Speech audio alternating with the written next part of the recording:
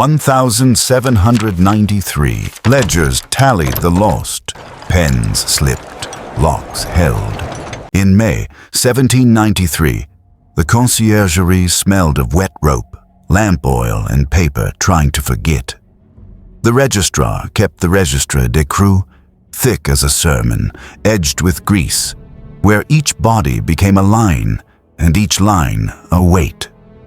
Names arrived with tricolor cockades pinned to warrants or with boots still muddy from country roads. Émigré returned, suspect by neighborhood committee, priest without oath, baker who hid flour. A turnkey stamped wrists with numbers copied from the page, then turned the key as if finishing a sentence. At noon, the carts rattled across the Pont au Change, the Seine looking up without advice. On the 4th of Prairial, the book learned a trick. The registrar locked it, slept under his desk, and woke to find 10 new entries written in a tidy hand, not his, each name paired with a cell that did not exist. Saint-Barbe, Saint-Louis, Saint-Joseph. The monastery wings long secularized, their doors gone to charcoal cellars and bakeries. He fetched water to chase the ink. Damp darkened the margin and raised a second ledger. Strokes blooming up from the fibers in a pale filigree like frost remembered as script. Beside an unfamiliar woman's name, a note appeared, brought by night, and then dissolved as his breath reached it. The carts came again, trundled by hooves that thought only of hay. The turnkey counted heads, lifted chains, took receipts, scratched with impatient quills. The numbers behaved until evening, when the registrar, adding the day's sum, found the balance wrong by 1, then 2. He returned to the cells. Straw kept the shapes of knees that had not sat there. A bowl was warm without having been held. On the inner face of a bolted door, a nail had traced a careful tally. 4, then a diagonal that should finish it, then a 6th stroke drifting away as if the hand had reconsidered being counted. He carried the book to the clerk of the Revolutionary Tribunal. The clerk weighed it like bread and said nothing. In the lamplight, the cart marks on the covers gleamed as if greased.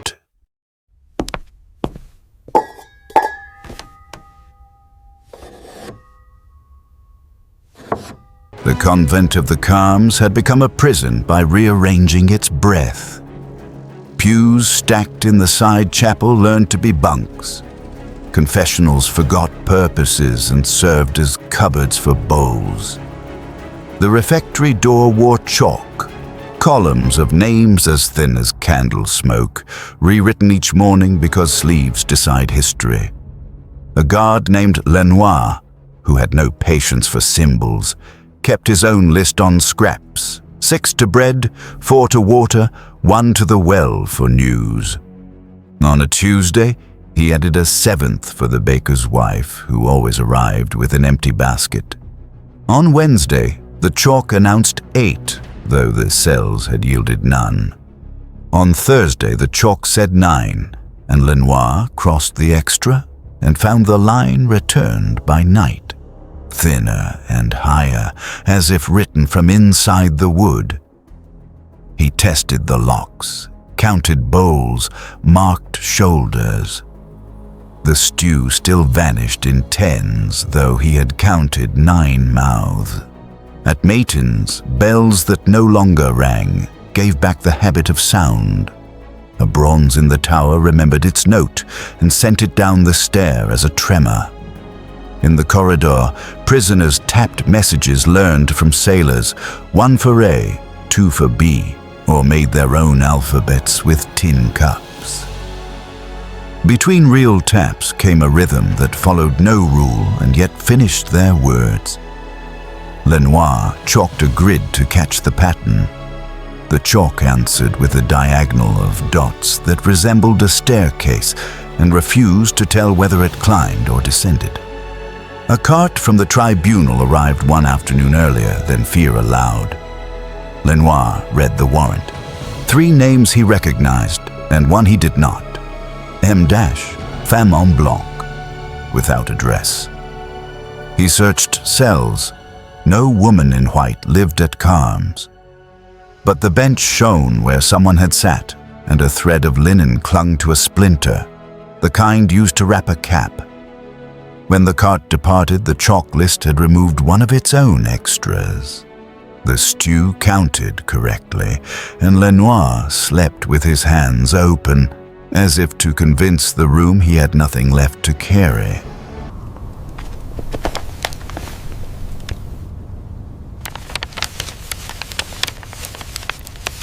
The temple's great tower kept 4 floors of reasons. In a small chamber paneled, a child learned numbers from a deck of cards because books had grown political. The jailer, Simon, called him the Little Capet and kept keys on a ring that clinked like opinions.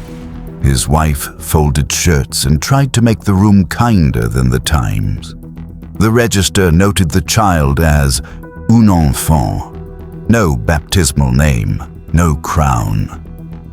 One evening, in Messidor heat, the watcher on the landing counted footsteps that reached the door and did not turn, then heard them return without pause, like a sum done twice to prove itself.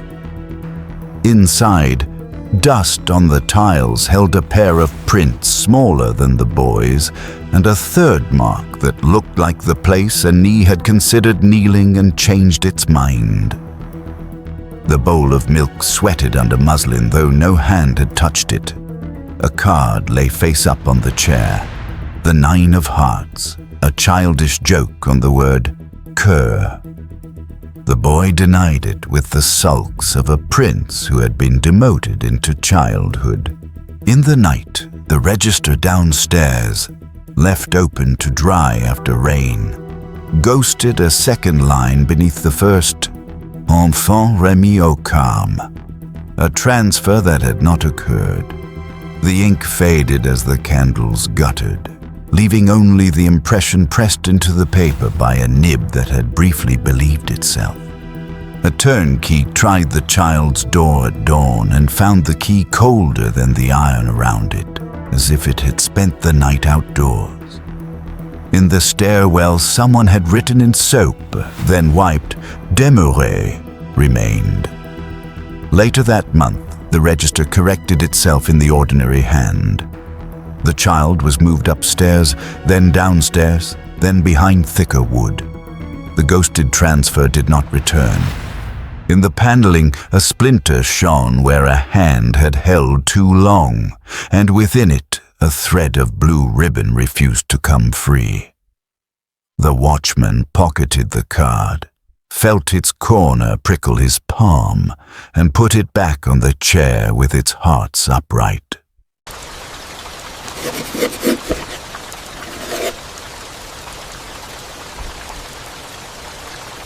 The revolutionary tribunal moved swifter than grammar. Fouquier-Tinville's clerks wore ink like mourning and sharpened quills with a care that made the floor a snow of feathers. On the clerk's table, the daybook lay open to warrants and sentences, a geography of names marching toward the same margin. Beside it, a rack of red wax waited for seals that would not be returned. One rain-sour morning, the paper grew transparent where damp had lingered. Under the bold entries, another script bled upward. Palimpsest without parent, letters precise, slanted, patient. It listed prisoners already freed and prisoners yet to arrive, sorted by cells that had been bricked up since the old monarchy. A line read, Calme, femme en blanc, transférée nuit, and the clerk's breath erased it. He warmed his hands at the stove and watched, uneasy, as the ghosted list resumed 2 lines lower, stubborn as a vein. The gendarmes fetched the condemned. The carts complained like old furniture. The clerk noted times with a hand that forgave nothing. Departed 2:17, arrived 2:39. Between the lines, water letters wrote a third hour for a person counted by no guard. 2:31 passed. Fouquier glanced once and called for more sand for the ink. Sand spread. The pale script receded to a whisper the paper held under its skin. At noon, a woman with a ribboned cap asked for a pass to deliver linen to a cell no longer in the plan. The clerk refused and drew her route across a map anyway, the pencil straying into a corridor that the architect's copy lacked. He sealed the day's packets. Wax cooled in circles like small red sunsets, each stamped with a fasces. On one seal, the impression showed two fasces crossing, though only one die had touched it. He tried again. The second was ordinary. That night, cleaning the table, the junior clerk found a thin sliver of wax on the floor engraved with strokes not Latin and not a flourish. More like the tally marks on a cell door that had been closed since the convent sold its bells.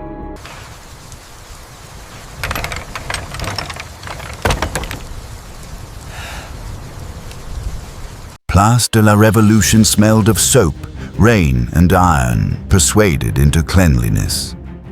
Saint-Saëns's cart took the turning from the Rue Saint-Honoré with the patience of a well-practiced sentence. Cavalry edged the crowd like brackets. The blade waited at attention. The lunette remembered other necks and did not gossip. The tally said 20 that morning. The rain said 19. At the conciergerie, a turnkey had tied a twine around a bundle of effects, scarf, knife, small wooden cross, and written a number that met no body. When the cart reached the scaffold, the executioner's assistant found the planks heavy by a weight that had not climbed aboard. He shifted the basket. The cart settled as if relieved. A child on a windowsill counted aloud on his fingers and stopped, frowning at the air beside the last prisoner. The tribunal clerk arrived late with 2 warrants folded like geometry. He read one. The crowd rustled like leaves made of cloth. He read the second. The name ended in a blur where the pen had skidded. From the cart, a chain dragged a sound along the wood, the noise a cuff makes when a wrist remembers it. The assistant checked the knots. One hung open, unused and yet worn. By custom, Sanson raised his hat to show the crowd whose work was done. In rain, a hat rises once and not again. Today he raised it twice without thinking, as if the air required the courtesy. A woman at the corner selling oranges crossed herself for the number she could not account for. The coins she counted afterward came up honest, which soothed nothing. The twine from the unmatched bundle slipped its knot and lay in the gutter in a shape like the 5th stroke of a tally. When the last body was gone, the cart felt light, then, for an instant, light again, as if something had climbed down off nothing. On the clerk's return to the office, the daybook's margin bore a tiny smear of red wax, thumb pressed into the shape of a person no larger than an initial.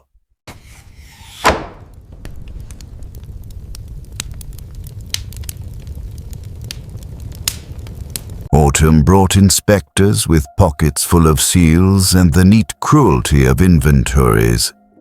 The committee sent men to measure prisons with rulers and language. How many feet of straw? How many locks? How much night? At the conciergerie, the registrar surrendered his book to a commissaire who smelled of starch and wet wool. They turned pages with 2 hands as if the paper might bolt. The commissaire traced the entries the frost had once supplied and did not see them. He saw only ink. Still, when he placed the blotter down, a faint damp rose at the edges as though the book had recently been washed. He pressed a seal on a ribbon and drew it through the spine. The wax set in a perfect circle. By evening, the circle had learned a hairline crack shaped like a staircase, 5 steps and a fall. He remelted it, embarrassed by his superstition. In the Carme's refectory, chalk persisted under new whitewash, like veins under skin. The inspector listed benches, bowls, a broken bell rope, and something he did not name. A draft that moved against the door's intent. He shut his notebook more quickly than protocols require. Down the corridor, Lenoir found his scrap lists stacked on a shelf he had never used, each corrected in a different hand, back to the day he had first counted wrong. He took one to the stove. The flame went low. The paper browned without curling, as if heat had become polite. At Temple, the inventory clerk wrote, "Cell of the child, sealed," and the nib snagged as if on a thread. He lifted it and found a hair caught in the split, blue as ribbon, too short to be useful, too stubborn to be shaken free. He put it in his pocket and immediately forgot it. Only later, washing, did he find the tiny strand on his palm and watch it follow the water without wetting. Behind him, a turnkey tried the door and failed to remember whether he had already locked it. Paper kept the memory. It always does.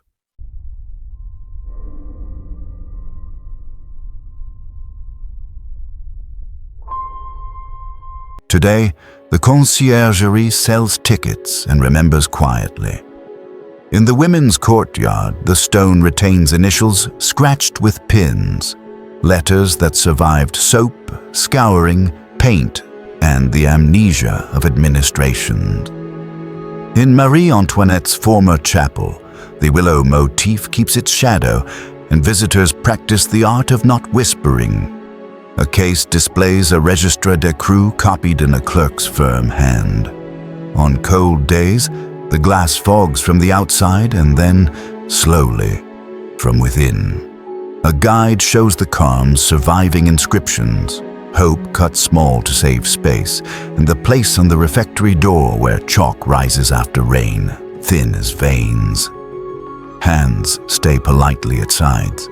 Still, the board wears a faint diagonal each winter, 5 strokes in a fall, returning like a lesson. At the temple site, where gardens have learned to be reasonable, a plaque says child and leaves the rest to air. On some mornings, a pale damp prints a rectangle on stone at shoulder height, as if paper were leaning there to be read. Archivists mind the daybooks. They measure, box, and breathe carefully. One reports, off the record in the tone librarians use for foxed margins, that when the humidity runs high, a second list rises under the ink. Names that do not match indices and cannot be coaxed into history. The page dries. The ghosts sink.